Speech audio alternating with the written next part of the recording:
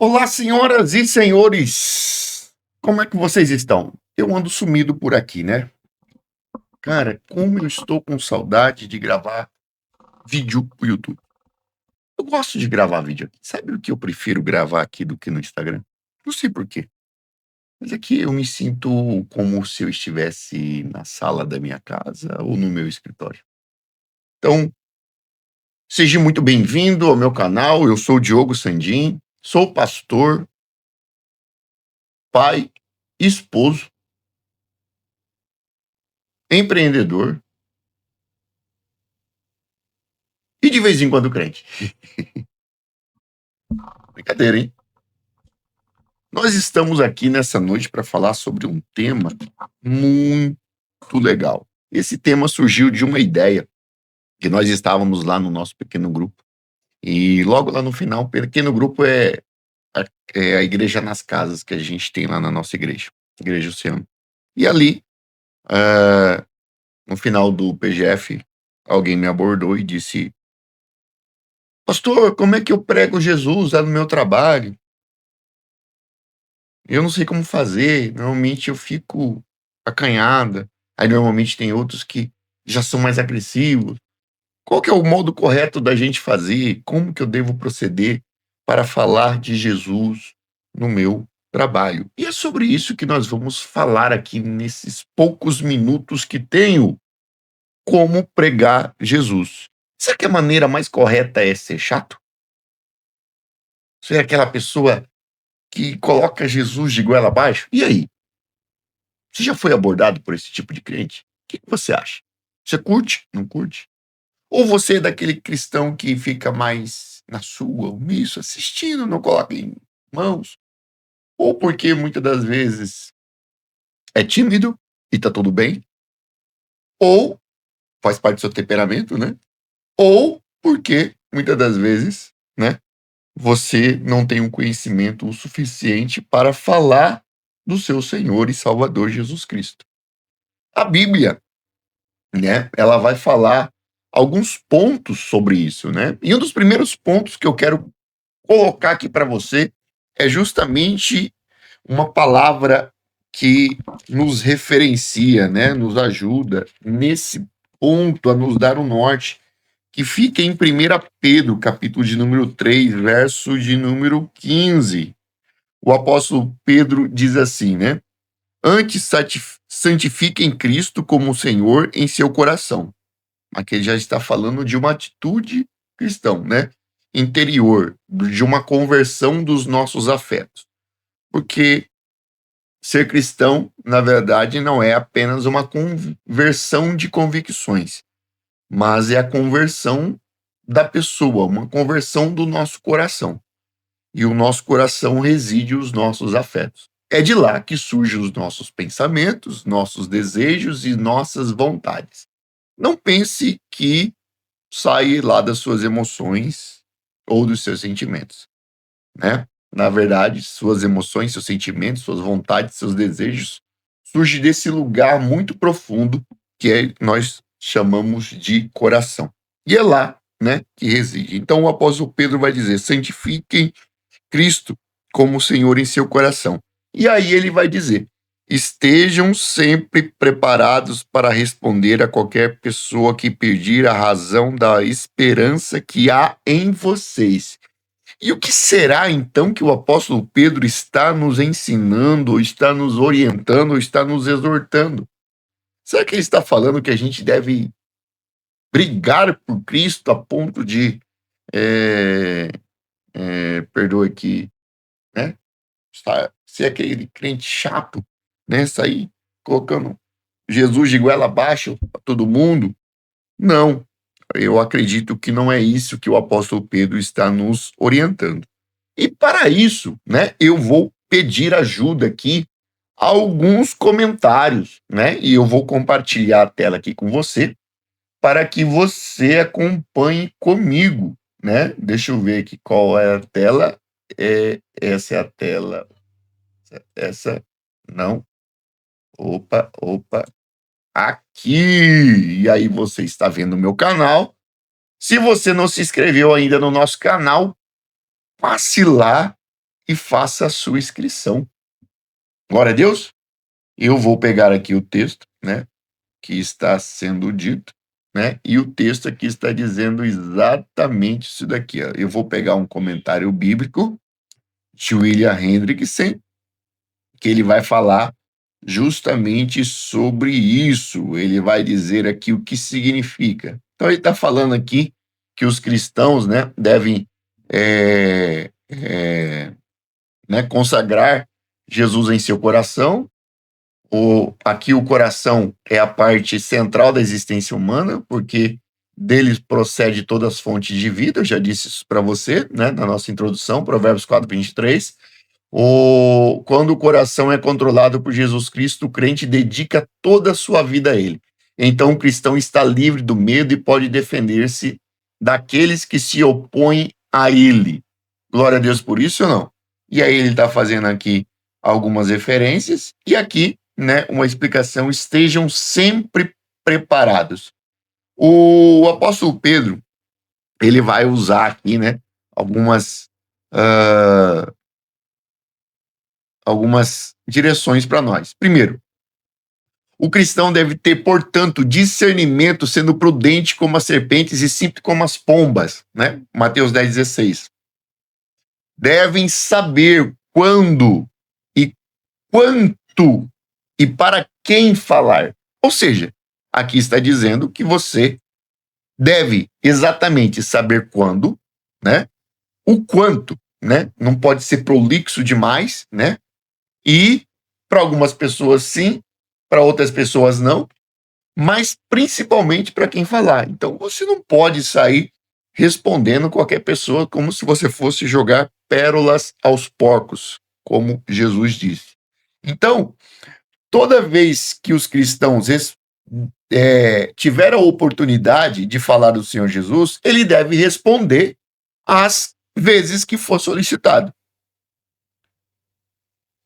Quando Pedro está dizendo ao seu leitor e para estarem preparados, ele quer dizer não apenas deve estar disposto. Porque o que a gente percebe? A gente percebe que tem muita gente que tem disposição para falar de Jesus, né? E até muitas das vezes brigam, né, com as pessoas e tem muita vontade, mas falta ali o principal. Duas coisas lhe faltam e eu gostaria que você já notasse isso. Eu quero falar de Jesus no meu trabalho, eu quero defender a minha fé, eu quero levantar a minha voz. Mas antes, mais importante do que estar disposto, você precisa de duas coisas. Primeiro, você precisa conhecer a Bíblia. Você precisa conhecer os ensinos bíblicos. Por isso, você deve estar disposto a estudar sobre a sua fé. Não é só chegar lá e sair falando sobre Jesus, né, como um tagarela ou como um papagaio. Não, a ideia não é essa. A ideia é que você deve estar, né, além da disposição, você precisa conhecer sobre a sua fé.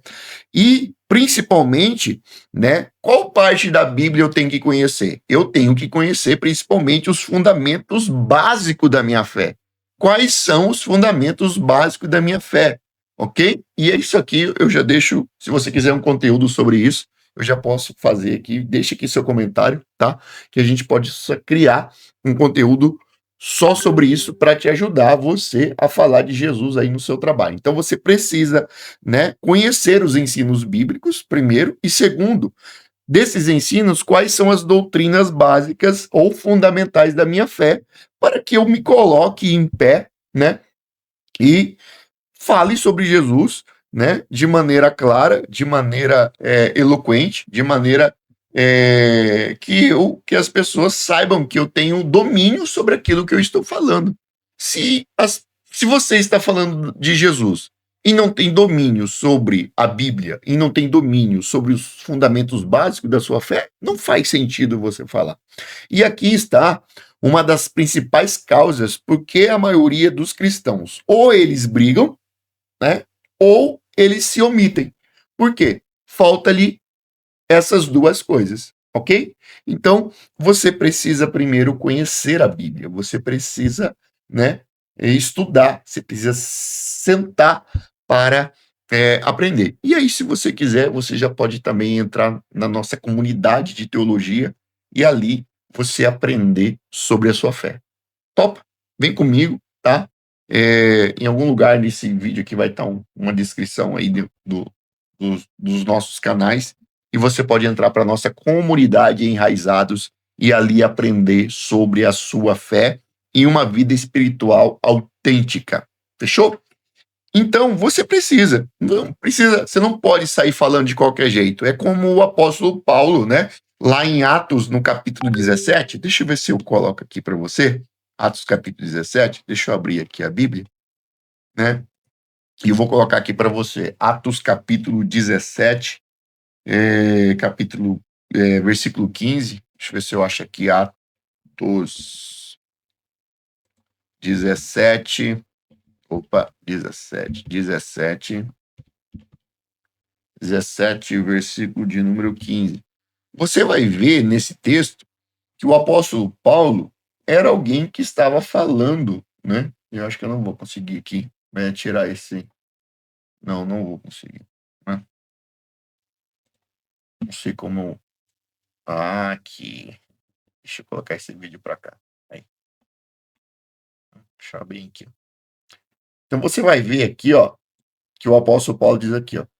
E os que o acompanhavam o levaram até Atenas, recebendo ordem para que Silas e Timóteo fossem ter com ele o mais depressa possível e partiram. E aí o texto vai dizer, né? Vai dizer aqui no verso 16, continua. Calma aí. Deu erro. Aí. De sorte que disputava na sinagoga com judeus e religiosos todos os dias na praça, com os que se apresentavam. Então aqui eles estavam falando, né? Discutindo sobre sua fé, argumento atrás de argumento. E alguns dos filósofos epicureus e estoicos contendiam com ele. Eu não vou falar a diferença de cada um deles aqui, porque não é o objetivo desse vídeo. E uns diziam, quer dizer este paroleiro, né, falador, tagarela. E outros parece que é pregador de deuses estranhos, porque ele anunciava Jesus e a ressurreição. E tomando-o, levaram ao Areópago, dizendo, podemos nós saber que nova doutrina é essa de que falas? E ele vai continuar dizendo, pois coisas estranhas nos trazes aos ouvidos. Queremos, pois, saber o que vem a ser isto. Pois todos os atenienses estrangeiros residentes de nenhuma outra coisa se ocupavam senão a dizer e ouvir alguma novidade. E estando Paulo no meio do Areópago, disse, homens atenienses, em tudo vos vejo tanto supersticiosos. Olha só, Paulo começa ali a argumentar sobre a fé dele. Porque passando eu vendo os vossos santuários, achei também um altar em que estava escrito, ao Deus desconhecido. Esse, pois, que vós honrais, não o conhecendo, é o que eu vos anuncio. Olha só que sabedoria que o apóstolo Paulo teve. Ele fez uma leitura, né? Olha só, ele passou, observou, vendo os santuários, achou um ponto, né, de abertura, de comunicação dentro do mundo dos gregos, para que ali ele pudesse comunicar e anunciar Jesus. Esse método que o apóstolo Paulo vai usar é muito parecido com os métodos que Jesus utilizava. E você pode ver isso lá em João, no capítulo 4. Você sabia? Jesus era um expert nessas coisas. Olha só como que Jesus, ele sabia falar dele mesmo, né? Para as outras pessoas. Deixa eu pegar aqui, ó, João, capítulo de número 4. Você vai ver aqui que como que Jesus ele pregava, né, sem ofender, sem qual técnica que Jesus utilizava? E a gente vai aprender aqui um pouquinho sobre as técnicas que Jesus utilizava para falar dele mesmo. É engraçado isso. Olha só. Olha só o que Jesus vai dizer. João 4. Deixa eu ver aqui. Deixa eu passar aqui para ver se... Opa, apertei o botão errado aqui. Mais uma vez. Aqui no verso de número 3 vai dizer, estava ali a fonte de Jacó, Jesus, pois cansado do caminho, assentou-se assim junto da fonte, era isto quase a hora sexta. E veio uma mulher de Samaria tirar água, dizendo-lhe: dá-me de beber. Porque seus discípulos tinham ido à cidade comprar comida. Disse-lhes, pois, a mulher samaritana: como sendo tu judeu, disse, pois, a mulher samaritana, né? Sendo, pois, tu judeus, pedem de beber a mim, que sou mulher samaritana? E Jesus respondeu e disse-lhe: se tu conheceras o dom de Deus e quem é o que te diz, dá-me de beber, tu lhe pedirias e ele te daria água viva. E aí você vai ver que Jesus, ele tem uma habilidade, né, para conversar com as pessoas. Ele não repelia as pessoas. Então, qual técnica que Jesus usava? Então, a primeira coisa que Jesus usava era, ele usava o método da empatia ou da identificação. Antes dele falar qualquer coisa, ele tentava mergulhar no mundo das pessoas para que as pessoas se identificassem com ele. Foi justamente isso que Jesus fez aqui no capítulo 4 com a samaritana. Ele estava cansado, com sede, né? E se põe junto ao poço, sabendo que aquela mulher iria buscar água justamente naquele horário, ele precisava se colocar em um ponto de identificação com aquela mulher. Então, qual é o modo, a maneira que eu vou me identificar com aquela pessoa? Então, quando alguém está lhe perguntando sobre alguma coisa da sua fé, ou surge aquela discussão no trabalho, antes de você sair argumentando, você precisa fazer a mesma coisa. Qual é o ponto de empatia? Qual é o ponto de identificação que eu vou criar uma ponte e não um muro, né? Que vai separar essa pessoa de mim. Então, muitas das vezes, no nosso diálogo, o que a gente está fazendo? Nós estamos criando muros e não pontes. E é justamente isso, e a melhor maneira de fazer isso é justamente o método da identificação, o método da empatia. O que você acha? Legal? Então, é isso que Jesus fazia. Ele observava. Da mesma coisa, como você já viu aqui, o apóstolo Paulo fazia a mesma coisa. Então, antes dele se pôr para falar, ele observou a sua volta. Ele encontrou pontos de identificação, de empatia, pontos de abertura naquela cultura. E ele não chegou brigando, vocês estão errados, tudo vocês, né, raça de víboras, não. Ele vai buscar um ponto de identificação, né, e a partir daquele ponto de identificação, ele vai usar, né, os argumentos da sua fé, que ele é conhecedor, né, por isso que é importante você estar preparado para anunciar Jesus, e é isso que o apóstolo Paulo faz, e é isso que o próprio Jesus faz. Então, a primeira coisa que você tem que fazer antes de falar de Jesus no seu trabalho, que nós repetimos, você tem que estudar a Bíblia, tem que saber os fundamentos básicos da sua fé. Depois, né, você precisa procurar um ponto de empatia. Não saia brigando com as pessoas. Procure um ponto de empatia. Qual é um ponto que eu posso me colocar que nos liga? Uma dificuldade, uma aprovação, um sentimento, né? Sei lá, algum ponto que conecta vocês e a partir daquele ponto vocês possam começar um diálogo, né? Falando do amor de Jesus para todos aqueles que forem todas as vezes que você for solicitado. Então, não sai aí, né? John Stott vai dizer que a evangelização começa com empatia e não com julgamento. A pior coisa que alguém pode falar, né, quando está defendendo a sua fé, é acusar o erro do outro.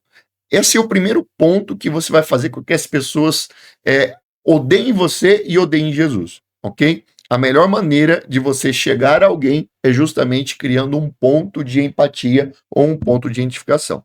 Segundo, tão importante como isso, né, é você viver uma vida de excelência, uma vida ética. Porque o que acontece muitas das vezes no trabalho? Na maioria das vezes, nós estamos passando mais tempo no trabalho do que em casa, né? E o que acontece? As pessoas do trabalho convivem com a gente, conhecem a gente. E ao conhecer, eles vão dizer assim, poxa, o que adianta você falar uma coisa e viver outra coisa? Então, tão importante quanto você argumentar sobre a sua fé, é importante que você viva uma vida, né, que é legítima, né, que vai legitimar aquilo que você está falando. Porque não pode haver um abismo entre aquilo que você fala e aquilo que você faz. Na verdade, sempre vai, né, nós nunca seremos totalmente perfeitos. E talvez, muitas das vezes, na sua imperfeição, você vai encontrar um ponto de identificação para anunciar Jesus. Mas quando? Quando um cristão tem o amor de Jesus Cristo, a sua humildade de dizer, olha, eu errei, você me perdoa? Aí a pessoa vai olhar para você num mundo de arrogância, onde ninguém tem a capacidade, a humildade de reconhecer que erra. Naquele exato momento de erro, mas ao mesmo uma oportunidade de você reconhecer seu erro, você pode estar gerando um ponto de identificação com aquela pessoa, um ponto de empatia. E a pessoa pode olhar para você e dizer, olha, que legal, poxa, é raro ver as pessoas errando e pedindo perdão, reconhecendo o seu erro. E você vai justamente num caminho diferente. Então, viva com excelência, tá bom? Efésios 6:7 vai dizer, trabalhe como se estivesse servindo a Cristo. Esse é um dos grandes desafios do cristão, né? De viver, né? E trabalhar, não como se estivesse trabalhando para o seu empregador, mas estivesse também trabalhando para o seu próprio Senhor. Mas isso daqui já é um outro assunto, né? Que a gente precisa falar sobre o cristão e o trabalho, ou a teologia do trabalho, que muitas das vezes a gente tem esse conflito, né? E os cristãos têm uma certa dificuldade de entregar metas, entregar resultados, enfim, e muitas das vezes acaba não dando um bom testemunho. Mas nós precisamos nos colocar nessa posição, perfeito? O passo 3 e ela tem a ver com a primeira, né? Use uma apologética relacional. O que é apologética? Apologética é responder sobre a sua fé, ok? Então, princípios aqui básicos, anota aí, já pega o papel e caneta e anota. Princípios práticos para você viver uma apologética relacional. Primeiro, entenda o contexto da pessoa. Qual é o contexto que ela está passando, o que ela está falando, o que ela está vivendo, o que ela está dizendo. Segundo, né, evite a síndrome do megafone. O que é isso? É aqueles crentes que saem gritando, saem brigando com todo mundo, né? E aí, em vez de acabar atraindo, acaba repelindo. Segundo, terceiro, né? Use os anseios humanos. Sentido, vazio, propósito, dificuldade, erros, sentimentos, tudo aquilo que a gente já falou aqui, para que você acabe se identificando com a outra pessoa e encontrando um ponto de abertura para você se conectar com ela. Em vez de Deus tem um plano na sua vida, pergunte: você já se sentiu como está correndo atrás de algo que nunca te satisfaz? Olha só como que é diferente a pergunta. Deus tem um plano na sua vida. Ok, nós sabemos que Deus tem um plano na nossa vida. Mas é melhor refazer essa pergunta de um modo que ela crie uma conexão, que ela crie uma ponte, né? E é desse jeito. Você já se sentiu que está correndo atrás de algo que nunca te satisfaz? E aí a gente está falando justamente do vazio, né? E o propósito. Quarto, compartilhe vulnerabilidade sua e não apenas um discurso perfeito, ok? Como o próprio Jesus fez. Ele se colocou na posição vulnerável, eu estou com sede, dá-me dessa água, eu quero beber. E é justamente nessa condição que Jesus vai se conectar com a mulher e, no final das contas, aquela mulher vai sair convertida e vai ser a primeira missionária a falar de Jesus, né, para a cidade, ok? Porque Jesus teve Jesus tinha essa habilidade, né? Jesus tinha esse jeito de falar com as pessoas, né? Então, histórias pessoais conectam muito mais do que fórmulas. Às vezes a gente quer pregar uma fórmula para Jesus, para as pessoas, né? E as pessoas não se conectam com fórmulas, elas se conectam com pessoas, com histórias, né? Com fatos que acontecem na nossa vida. Conte de um fato que você já superou, que você já passou, e a partir daquele momento você vai despertando o desejo da pessoa, e ali no final você vai tendo abertura para falar de Jesus, né? Ah, mas no meu trabalho tem alguém que sempre quer discussão. Então aí cabe aquela pergunta, né? Vale a pena entrar nessa discussão? Porque é preciso da sabedoria, né? Não é só quando e o que, mas para quem realmente eu vou responder, ok? Isso é importante. E saiba quando falar e quando se calar, que é uma das coisas mais importantes e o último passo. Então vou repetir. Passo 1 para falar de Jesus. Comece com empatia e não com um sermão. Passo 2, viva com excelência, ok? E com ética. Não tenha uma vida separada daquilo que você faz, daquilo que você fala. Terceiro, use uma apologética relacional. Quarto, compartilhe a sua vulnerabilidade. Se conecte com a pessoa e não tenha apenas um discurso pronto. E 5, saiba quando falar, o que falar, né? E quando ficar calado. Beleza? Então, se você, né, gostou desse conteúdo e quiser mais conteúdos como esse, se inscreva nesse canal, deixa aqui nos seus comentários, porque é muito bom falar com vocês. Fechou? Um grande abraço, fique com Deus.